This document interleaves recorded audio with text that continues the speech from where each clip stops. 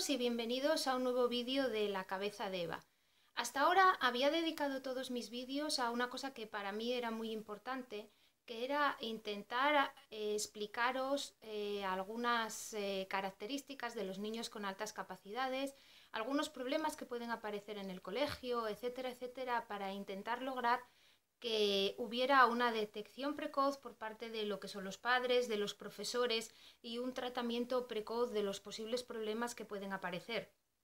Pero hoy quería comenzar una serie de vídeos dedicados a lo que yo llamo los niños perdidos, es decir, aquellas personas que hemos sido diagnosticadas tardíamente, que hemos sabido de nuestra condición y de lo que éramos cuando teníamos a lo mejor 11 años o más, o incluso personas que estáis ahí y que veis estos vídeos porque tenéis hijos con altas capacidades, pero todavía no sabéis que vosotros también lo sois. Estos vídeos para mí son mucho más importantes porque a mí me produce una enorme angustia toda esa generación y generaciones de niños perdidos y de niños que han sufrido y que lo han pasado muy mal. Yo voy a contaros como siempre lo que ha sido mi historia. Mi libro preferido cuando yo era pequeña era El Principito, porque me sentía muy identificada con ese pequeño príncipe bondadoso y generoso que vivía en un planeta solito y que lo único que quería era hacer amigos y que por mucho que explicara a todos los demás cómo era su planeta, al final parecía que nadie acababa de entenderle. Esa sensación de soledad que a mí me transmitía ese libro me acompañó durante muchos años. Luego con el tiempo me sentí identificada a partir del año 94 con Andy Dufresne, el protagonista de Cadena Perpetua. Durante mis años de universidad me identifiqué totalmente con ese hombre que acusado injustamente estaba en la cárcel y que fue tan sumamente inteligente y tuvo tanta tenacidad y tanta paciencia como para en silencio cavar un túnel día tras día y aguantar todo lo que le cayó encima, humillaciones, tristezas, silencios y soledad para conseguir un único objetivo. Cuando yo tenía 7 años leí unos versos de Edgar Allan Poe y los convertí en lo que quería que fuera el epitafio de mi tumba. Daros cuenta, con 7 años yo ya estaba pensando, ya estaba planificando cuál quería que fuera el epitafio de mi tumba. Pero lo más triste era lo que esos versos decían.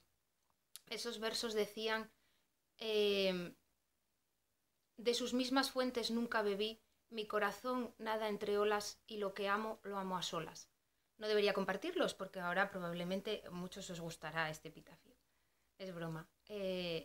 La cosa es que este estado de ánimo que refleja todas estas cosas que os cuento, creo que os hará ver que la sensación que yo tuve durante toda mi vida fue de enorme soledad, de lucha, de tristeza y de incomprensión. Y que empecé a encontrar en mis autores favoritos o en películas o en otras cosas digamos que un cierto acompañamiento a todo esto.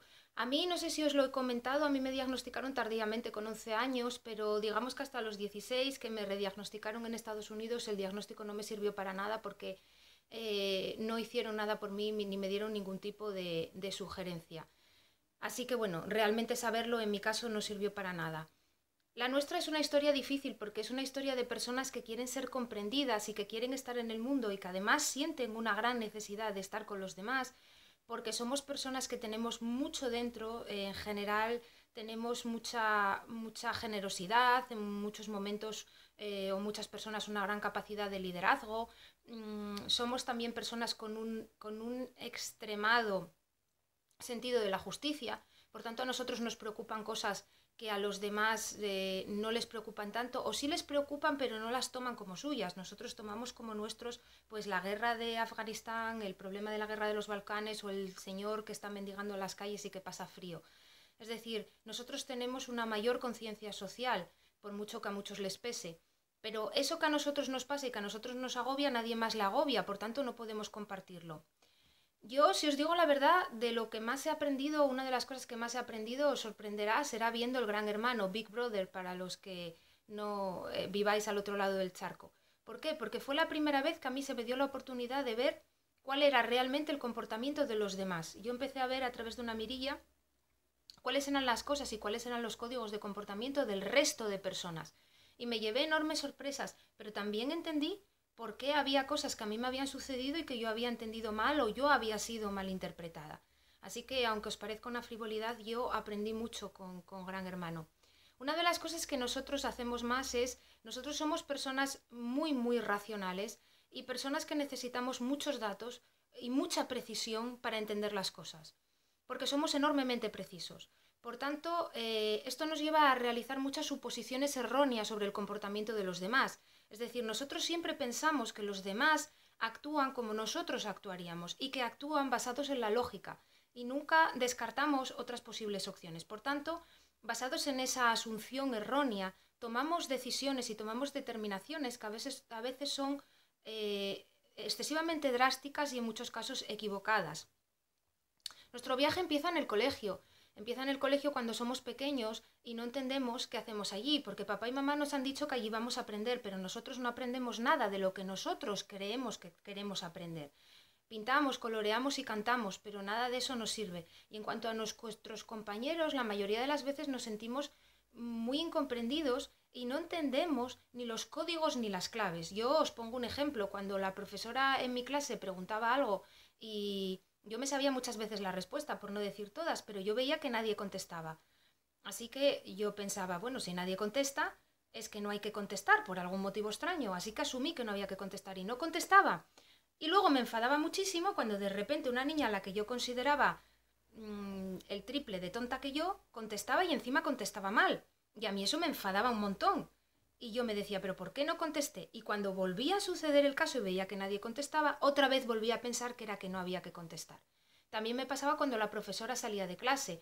Cuando la profesora se iba, todas las niñas empezaban a gritar y a hacer alboroto menos la que apuntaba a los niños que se portaban mal. Así que yo asumía que el código de comportamiento era portarse mal, porque la única que no se portaba mal era a la que la profesora le pedía que apuntara a los que se portaban mal. Y esa niña era la chivata, era la enchufada. Yo no quería ser esa niña, por tanto tenía que portarme mal. Es decir, nunca entendí los códigos de los demás. Nosotros, por parte de los profesores, lo que necesitamos son explicaciones claras, muy precisas. No nos vale cuando somos pequeños que lleguemos el lunes y nos diga la profesora, dibujarme lo que hicisteis en vacaciones. Muchas veces esa pregunta, que parece muy simple, nos deja en blanco, porque decimos, ¿en vacaciones cuándo? Cuando estuve de vacaciones fuera de mi ciudad, cuando estuve en el periodo vacacional, cuando estuve en casa de los abuelos, cuando estuve en un taller de pintura, cuando estuve en la playa. ¿A qué vacaciones te refieres? Acótamelo. Y esa cosa que a un profesor le resultará extrañísimo que le pregunte un niño de 5 años o le resultará repipi, eso es lo que nos pasa a nosotros. Esa sensación de pérdida, esa sensación de decir no entiendo lo que está ocurriendo a mi alrededor, pero los demás sí lo entienden, nos produce una clara desintonía con el hecho de que nosotros en el fondo no nos encontramos tontos, sabemos que no somos tontos. Pero os estoy hablando de personas que están sin diagnosticar o de personas a las que todavía no les han dicho todo eso te está pasando y es verdad, pero tú no eres tonto, así que persevera. Olvídate de todas esas sensaciones que tienes, son sensaciones erróneas. O sí son sensaciones, pero olvídalas. Pero el problema es que cuando todavía no estás diagnosticado, esa es tu única realidad. Y tu realidad es de mareo, de perplejidad, de yo estoy aquí y no entiendo nada. Y parece ser que siempre soy yo el que lo entiende tarde, el que llego tarde a las cosas, el que no las comprendo, el que anda despistado. Pero si no soy tonto. Y luego se produce esa sensación de ¿por qué Carmencita es la favorita de la profesora si no es una niña inteligente? ¿O por qué a María la alaban tanto si se porta muy mal? Es decir, empezamos a sentir rabia y empezamos a sentir frustración y empezamos a sentir muchísimo enfado porque no entendemos la mayoría de las cosas que pasan.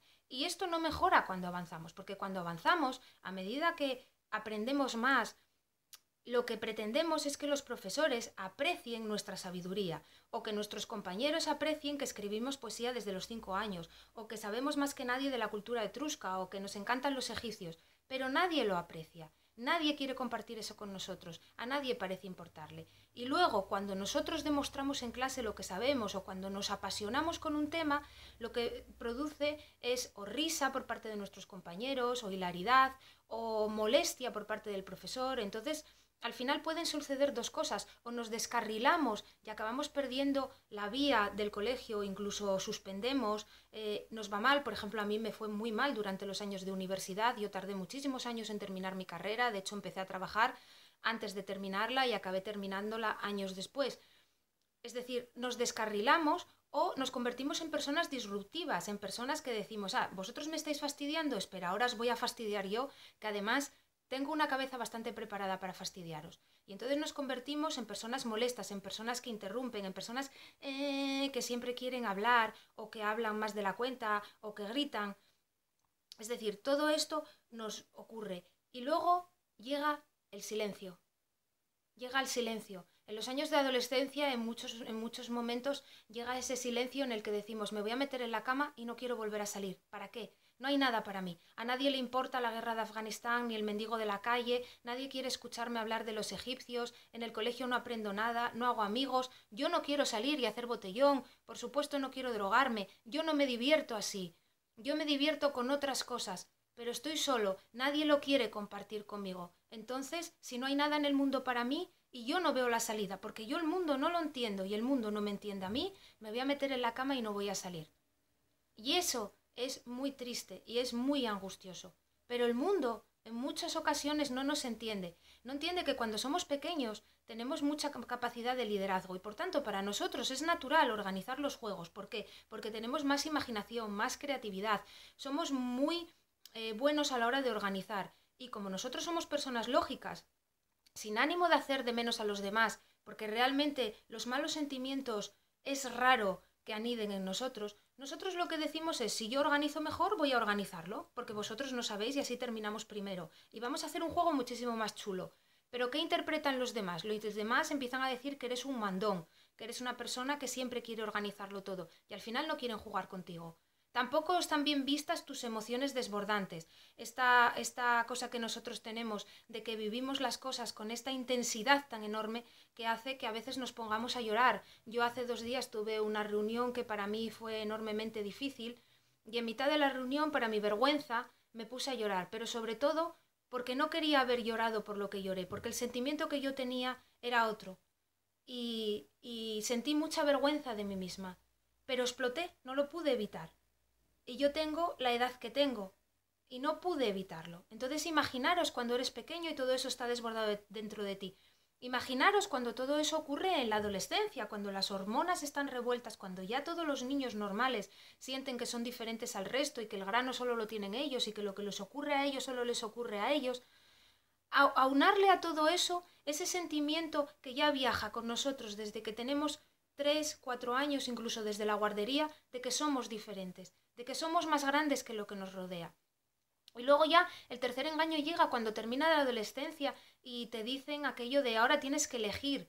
¿Elegir qué? Pero si yo no tengo elección, si yo no sé qué elegir, no sé dónde estoy, ni sé qué hacer, pero los demás parecen saberlo. Y al final tienes esta horrible sensación gritando dentro de tu cabeza de a todos los demás les han dado un libro de instrucciones que a mí nadie me ha dado. Y entonces al final, ¿cómo no vas a pensar, soy tonto, soy imbécil y todos los demás son mucho más inteligentes que yo? Y ahí, aunque ya haya llegado el diagnóstico, aunque ya te hayan llevado a certificar, aunque ya tengas un papel donde te dicen que eres inteligente, ya no te ayuda, porque ya llevas todo ese bagaje de tristeza, de soledad, de angustia, todo ese bagaje de no entender, de no comprensión, de perplejidad, de siempre sentirte el diferente y de no encajar. Y ahí todavía te enfada más cuando tus padres te dicen, pero si tú eres muy inteligente y te apetece gritar, pero ¿inteligente para qué? ¿Inteligente de qué? ¿No veis que soy tonto? Y luego ahí llegan las grandes preguntas que tenemos todos. Leonardo da Vinci, con 70 y tantos años, dejó escrito en un cuaderno de manera recurrente, es decir, lo escribió durante páginas y páginas. ¿Qué he hecho con mi vida? ¿Qué he hecho con mi vida? ¿Qué he hecho con mi vida? Probablemente os dejará sorprendidos porque vosotros pensaréis que Leonardo hizo muchísimas cosas con su vida. Pero para Leonardo, él no hizo nada. No consiguió nada de lo que quería. Porque probablemente si vosotros le hubierais preguntado a él, hubierais tenido la oportunidad de preguntarle a Leonardo ¿qué es lo que realmente querías hacer con tu vida? Os hubiera contestado cosas muy diferentes. Entonces, para él era un fracasado, porque probablemente él no consiguió nunca sentir una conexión con alguien, una conexión verdadera, ni sentir que alguien le entendía de verdad. Así que este es el primer vídeo de varios que quiero dedicar a esos niños perdidos. Y me emociono. Perdonad.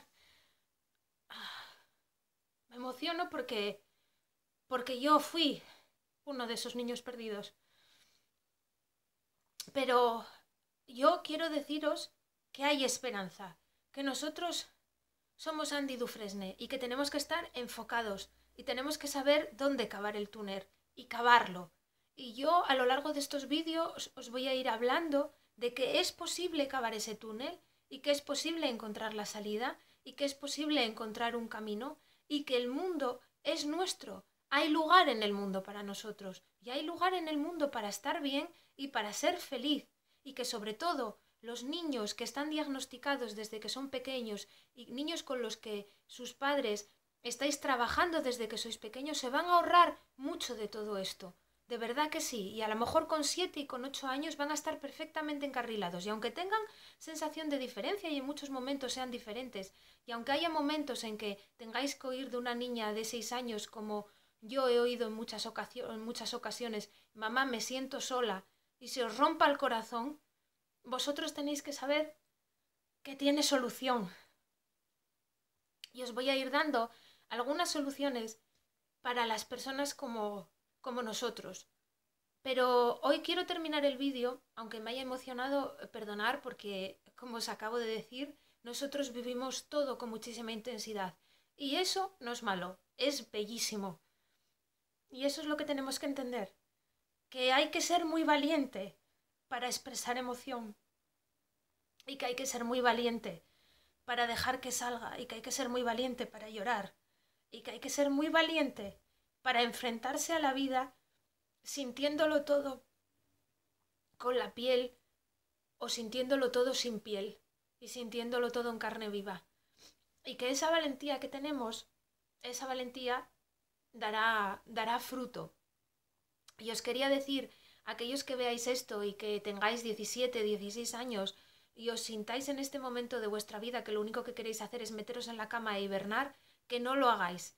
Que hay solución y de verdad que la hay y que os iré ofreciendo algunas de ellas en los próximos vídeos.